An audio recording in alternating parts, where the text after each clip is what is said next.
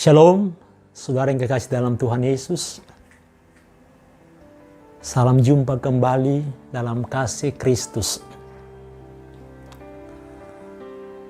Kembali kita akan memulai kelas SPK kita, yaitu kelas Saya Pengikut Kristus. Dan pelajaran yang pertama dimulai dari hidup kekal dalam kerajaan Allah. Jadi Tuhan datang menawarkan hidup kekal dalam kerajaan Allah. Kenapa? Karena semua manusia sudah berdosa dan hidup di dalam dosa. Mungkin kita bertanya, dosa ini awalnya mulainya datang dari mana? Nah, dosa ini mulainya dari Taman Eden. Ketika Tuhan menciptakan manusia pertama, itu nenek moyang kita, Adam dan Hawa, dan menempatkan dalam satu taman yang indah, Taman Eden. Dan di sana Tuhan menumbuhkan segala pohon buah-buahan untuk dinikmati. Dan juga Tuhan menaruh satu pohon tentang pengetahuan baik dan jahat di tengah-tengah taman itu. Dan Allah berkata, semua di dalam taman ini boleh kamu makan. Tapi tentang pohon pengetahuan baik dan jahat, jangan kamu makan.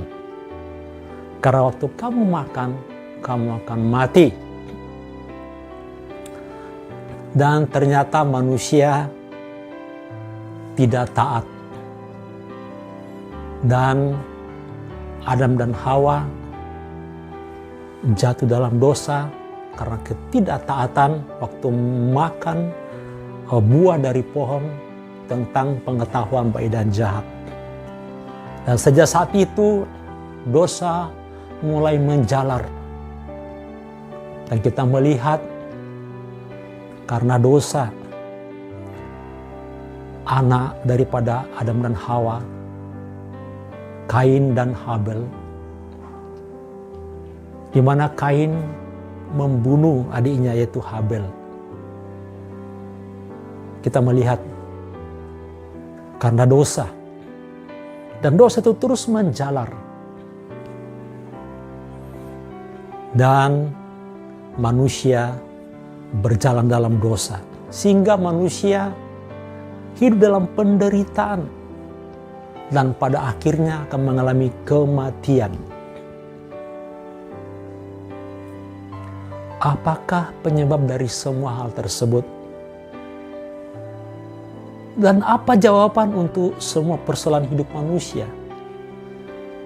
Nah, kita bersyukur Yesus datang memberikan jawaban untuk semua persoalan manusia.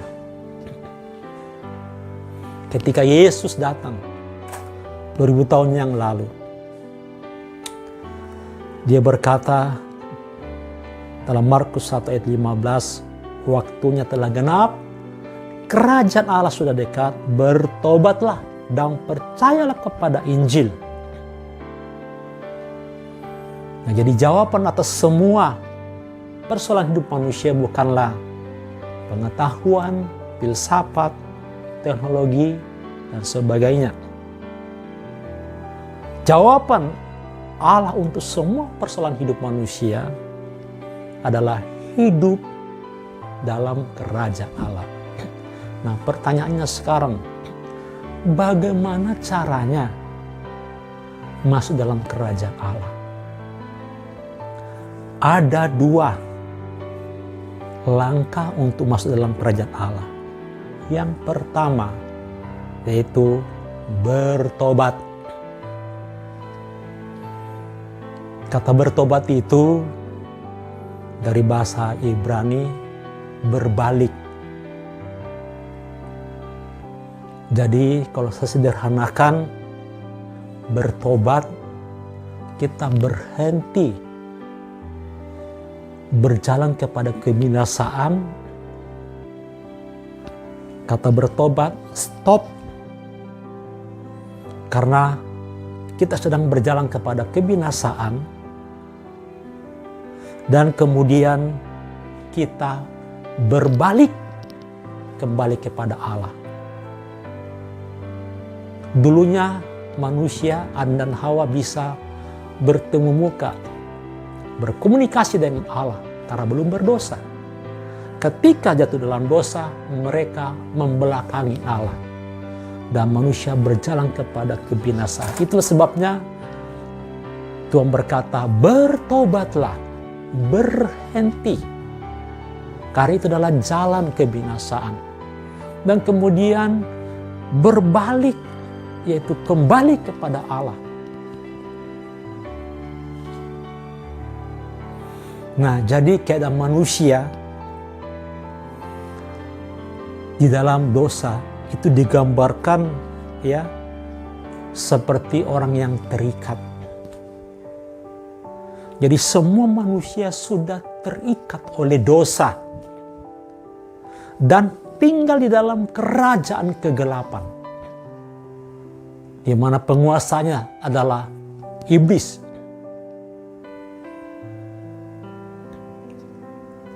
Nah, inilah keadaan manusia. Terikat oleh dosa. Nah, bagaimana caranya? Kita meresponi. Kita mau bertobat. Yesus datang. Kurang lebih 2000 tahun yang lalu. Memberikan jawaban. Dan memberikan solusi. Kalau kita mau menerima itu, kata Tuhan, waktunya sudah genap, kerajaan Allah sudah dekat, bertobatlah. Kalau kita meresponi, kita mengambil, kita menyambut itu, kita berhenti bahwa kita sedang berjalan kepada kebinasaan dan berbalik kepada Allah, maka Allah menyambut kita kembali. Itulah hidup yang ditawarkan Yesus. Kerajaannya, kerajaan Allah. Artinya Allah di dalam Yesus yang memimpin, yang memerintah di dalam kerajaannya. Kalau kerajaan kegelapan, iblis yang memerintah. Jadi kalau manusia mati dan belum bertobat, dikatakan dia akan masuk dalam kerajaan kegelapan. Dan di sana nanti akan hidup kekal selama-lamanya di dalam kerajaan kegelapan itu di dalam maut atau di dalam neraka. Jadi Tuhan mau kita bertobat. Kita mau meninggalkan. Kalau selama ini kita tidak tahu, kita sedang berjalan kepada kebinasaan. Kenapa? Karena kita menyembah yang kita tidak kenal. Kita menyembah yang bukan Allah. Tapi iblis di balik semuanya itu menyamarkan diri. Menciptakan Tuhan yang bukan Tuhan. Itu yang dimaksud kita sedang berjalan kepada kebinasaan. Dan berhenti, bertobat, jangan ikutin. Itu jalan kebinasaan. Balik kepada Allah kembali. Supaya kita menerima hidup yang kekal.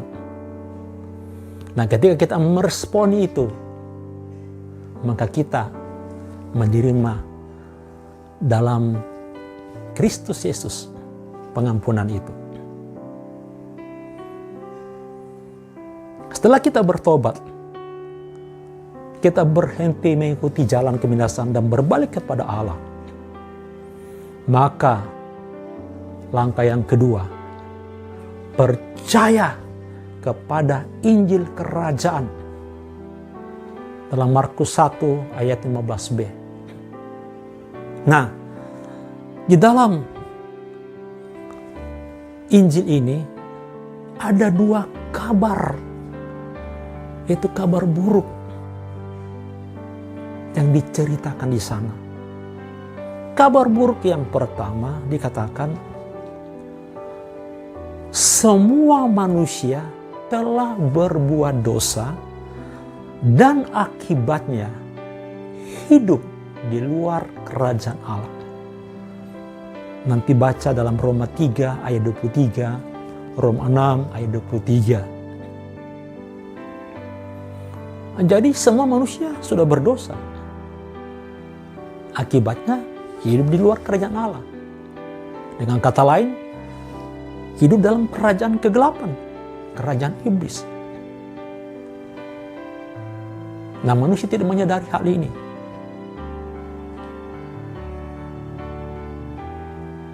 Kabar buruk yang kedua, dikatakan di sana, usaha manusia adalah sia-sia.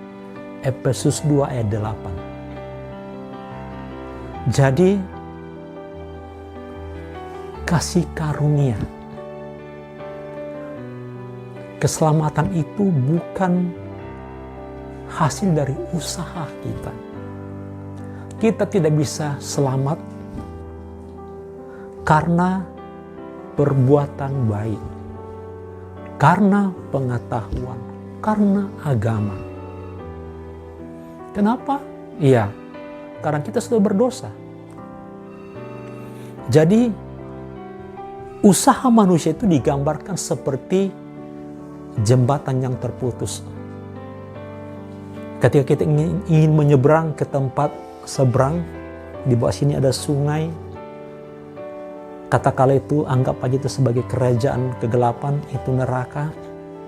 Bagaimana caranya kita menyeberang ke seberang? Maka kita harus membuat satu jembatan dari ujung sini sampai ke ujung sebelah. Nah, usaha manusia itu seperti jembatan yang hanya sepotong, yang terputus. Perbuatan baik manusia tidak akan menyelamatkan. Pengetahuan baik, agama tidak menyelamatkan. Inilah kabar buruknya. Kalau begitu kita bertanya, bagaimana caranya kita bisa sampai ke seberang kepada kerajaan Allah itu? Nah, kita bersyukur Yesus memberikan solusi. Ada satu kabar baik. Apakah itu? Yesus adalah satu-satunya jalan bagi yang percaya. Dalam 1 Petrus 3 ayat 18 saudara baca. Ini kabar baiknya. Makanya 2000 tahun yang lalu Yesus harus turun ke dalam dunia, mengambil rupa sebagai manusia. Kenapa Yesus datang? Kenapa Tuhan Yesus datang mengambil rupa sebagai manusia? Karena kalau dia datang sebagai Allah, dalam wujud Allah, maka semua manusia akan mati. Kenapa? Karena Allah itu sangat kudus. Dan kita manusia berdosa. Itulah sebabnya supaya Allah bisa bertemu dengan manusia, maka dia mengambil rupa sebagai manusia. Dan 2000 tahun yang lalu, Yesus datang ke dalam dunia ini. Dia datang menawarkan kerajaan Allah itu lewat hidupnya, lewat dirinya. Makanya Yesus naik ke atas kayu salib. Kenapa Yesus disalibkan? Nah, salib ini adalah gambaran jembatan penghubung, ya, dari kerajaan kegelapan kepada kerajaan Allah. Jembatan yang utuh. Makanya Yesus disalibkan. Tangannya dipaku. Kakinya pun dipaku. Kepalanya dimahkotai dengan duri. Dan ini gambaran salib. Ini adalah horizontal. Dan ini adalah vertikal. Gambaran salib ini, Yesus tergantung di kayu salib itu menggambarkan di dalam diri Yesus, Yesus memperdamaikan manusia dengan Allah di surga. Kemudian horizontal ini Yesus menggambarkan Yesus memperdamaikan manusia dengan manusia. Makanya dari Kejadian sampai Wahyu, ya, dipres tinggal 2 hukum. Yang pertama, kasihilah Tuhan Allahmu. Dan yang kedua, kasihilah sesama manusia. Itulah salib. Lewat pengorbanan Yesus, lewat darahnya yang tercurah. Darah inilah yang membeli kita dengan harga lunas, yang menebus dosa kita. Kita dibeli dengan harga lunas dari dunia ini. Dan ketika kita menerima Dia, menyambut Dia, maka kita sudah menerima perdamaian dengan Allah Bapa di surga. Lewat kematiannya, lewat tubuhnya, ya, kita yang mati, ya, karena dosa, menjadi dihidupkan di dalam kebenaran, di dalam dirinya. Jadi semua dosa dunia ini Yesus tanggung di dalam tubuhnya di atas kayu salib. Di atas kayu salib itu terjadi pertukaran. Seluruh dosa manusia Yesus ambil dan dipaku di dalam tubuhnya. Kemudian Yesus memberikan nyawanya, memberikan hidupnya. Itu hidup yang kekal. Makanya firman Tuhan berkata, barang siapa percaya kepada Dia, tidak binasa, melainkan berhidup yang kekal. Yohanes 3:16. Karena begitu besar kasih Allah akan dunia ini, sehingga Ia mengaruniakan anaknya yang tunggal, yaitu Tuhan Yesus, datang sebagai manusia 2000 tahun yang lalu. Sehingga setiap orang yang percaya kepadanya, tidak binasa, melainkan beroleh hidup yang kekal. Inilah kekekalan yang sejati. Inilah hidup yang sebenarnya, keselamatan yang Tuhan tawarkan kepada manusia. Jadi kalau manusia menerima Dia, maka dia sedang menerima hidup yang kekal. Yesus memperdamaikan manusia tersebut dengan Allah di surga lewat darahnya, yang menebus kita, membeli kita dengan harga lunas. Kita tidak dikredit, tidak dicicil, tapi dibayar lunas oleh darah Yesus. Sehingga kita dilepaskan dari kerajaan maut. Ketika seseorang menerima Yesus, maka dia diangkat, diambil, dilepaskan dari kerajaan maut dan dipindahkan ke dalam kerajaan anaknya yang kekasih, itu Tuhan kita Yesus Kristus. Itulah salib. Kenapa Yesus disalibkan? Itu maknanya. Ya, gambarannya. Jadi Yesus memperdamaikan manusia dengan Allah di surga lewat dirinya di atas kayu salib. Dan Yesus memperdamaikan sesama manusia. Kasihlah Tuhan Allahmu dan kasihlah sesamamu. Itulah makna kematian Yesus. Jadi kalau kita datang kepada Yesus, kita datang kepada Allah yang benar. Dikatakan tadi 1 Petrus 3:18, Yesus adalah satu-satunya jalan. Ya, satu-satunya, bukan salah satu. Kalau dikatakan salah satu berarti ada jalan yang lain, ada pilihan yang lain. Tapi dikatakan dengan tegas, Yesus adalah satu-satunya. Jadi tidak ada lagi jalan yang lain. Tidak ada jembatan yang lain. Kalau kita ingin pindah dari kerajaan maut ke dalam kerajaan Allah, satu-satunya datang kepada Yesus. Terima Yesus. Bagaimana caranya? Undang dia masuk ke dalam hatimu.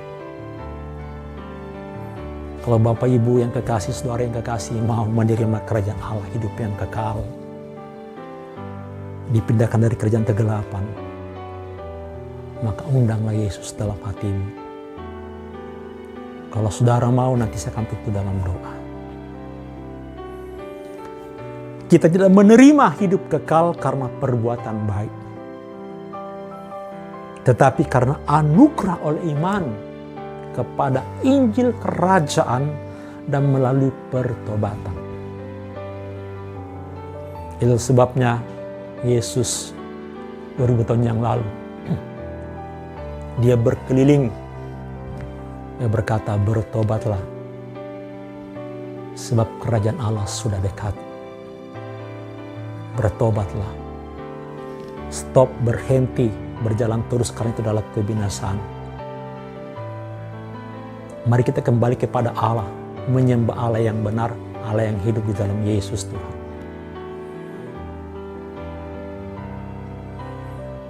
Bukalah hati saudara. Ini adalah kebenaran. Sekarang juga, kalau saudara buka hati dan terima Yesus, saudara menerima sekarang juga hidup yang kekal itu. Amin Bapak Ibu.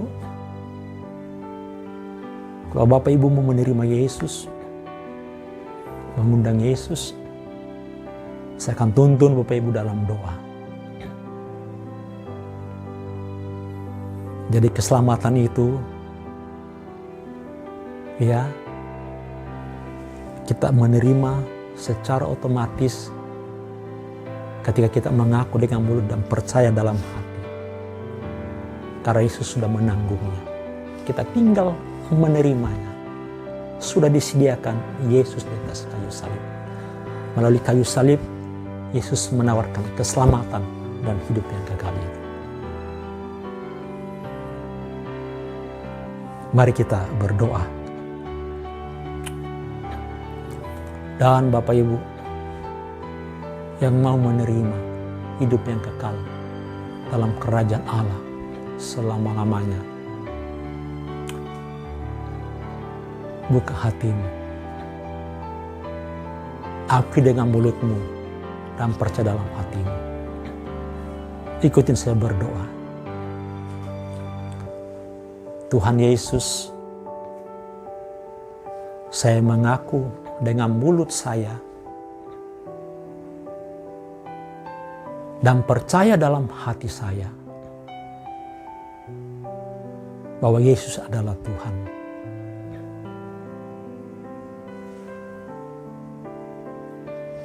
Dengan mulut saya mengaku dan hati saya percaya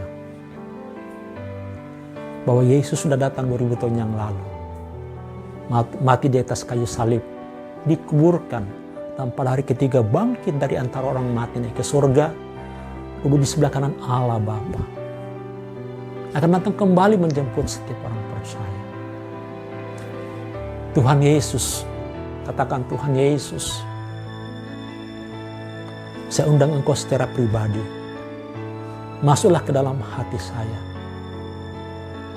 bertahta dalam hati saya sebagai Tuhan dan Juru Selamat hidup saya, sebagai Allah dan Bapa saya. Tuhan Yesus, saya berikan hati saya, roh saya, jiwa saya, dan tubuh saya ke dalam tangan-Mu, menjadi milik-Mu selama-lamanya. Tuhan Yesus, ampuni segala dosa saya, baik dosa keturunan dari nenek moyang saya maupun dosa pribadi saya. Oleh darah-Mu yang kudus, tebus saya.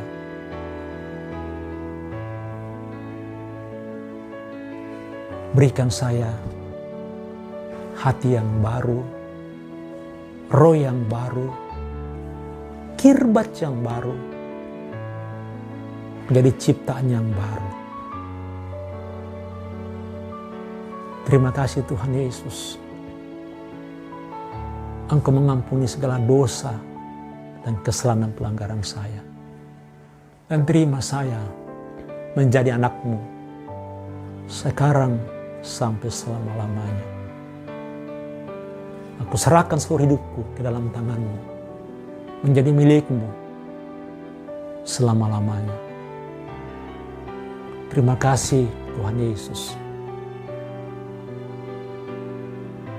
Dalam nama Tuhan Yesus, aku sudah berdoa dan bersyukur. Katakan amin.